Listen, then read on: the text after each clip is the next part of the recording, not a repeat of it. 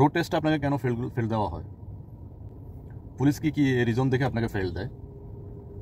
আপনি যখন রোড টেস্টের জন্য যখন আপনি গাড়িতে উঠবেন পুলিশের সাথে, তখন আপনি এই লুকিং গ্লাসগুলো ঠিক থাকলেও ঠিক করবেন, তারপরে উপরের লুকিং গ্লাসটা ঠিক থাকলেও ঠিক করবেন, সিট একটু সামনে পিছিয়ে করে নেবেন, যেন উনি বুঝে যে আপনি প্রফেশনাল ড্রাইভার, আপনি সব কিছু জানেন।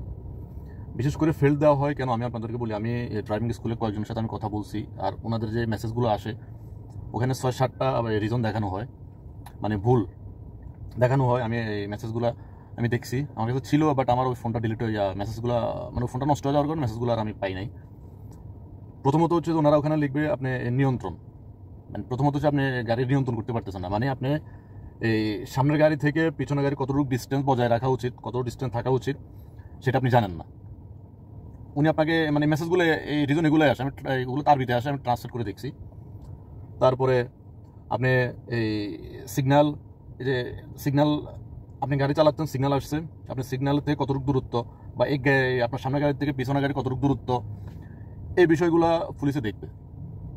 তারপর আপনি রোডের স্পিড কত, 80 স্পিড, আপনি 80-র উপরে চালাইছেন, সে ওটাও দেখবে। তারপরে বিশেষ করে ফেল দেয় দেখবেন সব পুলিশে আপনাকে এই রাউন্ড বোর্ডে নেবে।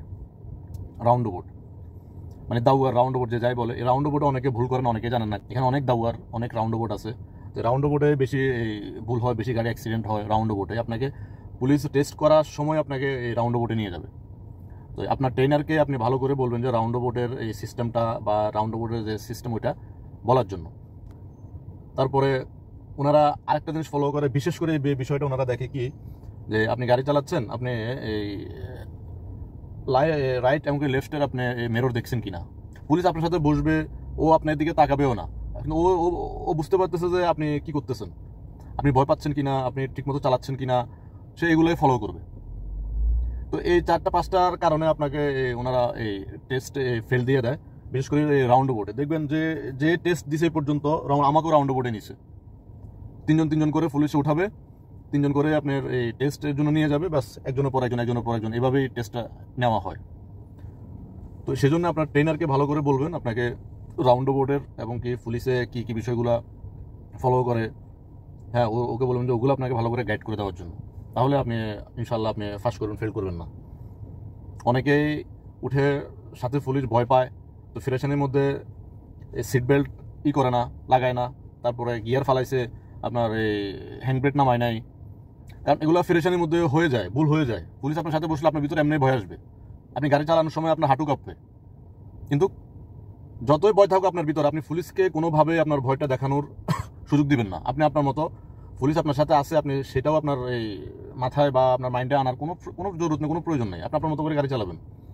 বিশেষ এই 4-5টা রিজনে ওরা আপনাকে ফেল দেবে, এই 4-5টা রিজনে, আর কোনো কিছুই না। আমি রিজনগুলো আবার রিপিট করতেছি। 1 নাম্বার হচ্ছে এই রোড স্পিড, 2 নাম্বার হচ্ছে এই রাউন্ড বোর্ড, 3 নাম্বার হচ্ছে গাড়ি, আপনার সামনে যে গাড়িটা আছে ওইটা থেকে আপনি কতটুকু ডিস্টেন্স বজায় রাখছেন। এরা এই বিষয়গুলো বেশি ফলো করবে।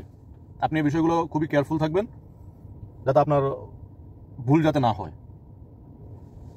তো ধন্যবাদ।